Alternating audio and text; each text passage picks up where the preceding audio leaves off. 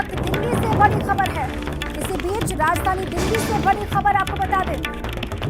अयोध्या विवाद मामले में सुनवाई टल गई है। अपॉइंट करके और वहां पर सारे पक्ष इस बात का प्रयास करें कि चूंकि यह एक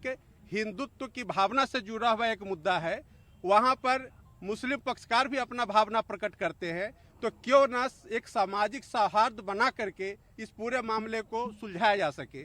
लेकिन ऐसा प्रयास इलाहाबाद उच्च न्यायालय पहले कर चुका है, जहां की सुन्नी वक्फ बोर्ड इसका प्रतिकार करते रहा है, और आज पता नहीं क्यों सुन्नी वक्फ बोर्ड ने कहा कि नहीं हम जाना चाहते। लेकिन एक बात तय है कि वो आगामी लोकसभा चुनाव को देख करके मुस्लिम पक्षकार किसी भी तरह से इस मामले की सुनवाई नहीं होने देना चाहते हैं। उसी लड़ी में आज उनका एक और बहाना था कि उन्हें 8 सप्ताह का वक्त चाहिए इस पूरे मामले को पढ़ने के लिए, संतुष्ट होने के लिए कि जो ट्रांसलेशन यूपी सरकार ने दिया है वो सही है या नहीं। In fact today the court hearing was, the court wanted to proceed with the hearing, और इसी पर दिल्ली से मेरे सहयोगी अवेश उस्मानी फोन लाइन पर जुड़े। अवेश, देखिए अयोध्या मसले की सुनवाई होनी थी लेकिन फिर से टल गई है, क्या कहा गया कोर्ट की तरफ से, बताइए जरा। देखिए, बिल्कुल सुप्रीम कोर्ट में आज अयोध्या मामले को लेकर बहुत लंबी सुनवाई चली, लगभग 2 घंटे के आसपास इस मामले में सुनवाई, और सुप्रीम कोर्ट ने सभी पक्षों से ये कहा कि जो भी दस्तावेज जिनका ट्रांसलेशन नहीं हुआ था या जिनका ट्रांसलेशन हो चुका है उनको पढ़ना।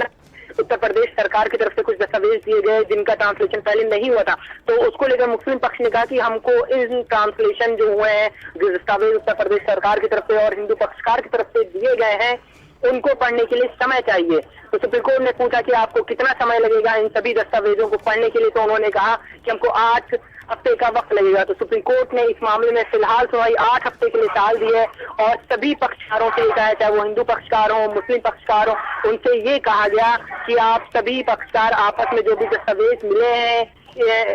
उनको 6 हफ्ते के अंदर उनका मुआयना कर लें, उनको पढ़ लें, और फिर 8वें हफ्ते में सुप्रीम कोर्ट में इस मामले में सुनवाई होगी। और दूसरी अहम महत्वपूर्ण बात जो सुप्रीम कोर्ट ने कहा है वो ये है कि सुप्रीम कोर्ट खुद चाहता है कि इस मामले में मध्यस्थता हो। सुप्रीम कोर्ट में ये बात भी उठी कि मध्यस्थता से इसका हल निकाला जा सकता है, तो सुप्रीम कोर्ट ने कहा कि अगर 1% भी रास्ता है कि मध्यस्थता से इसका रास्ता निकल सकता है, ये मामला हल हो सकता है, तो सुप्रीम कोर्ट उस रास्ते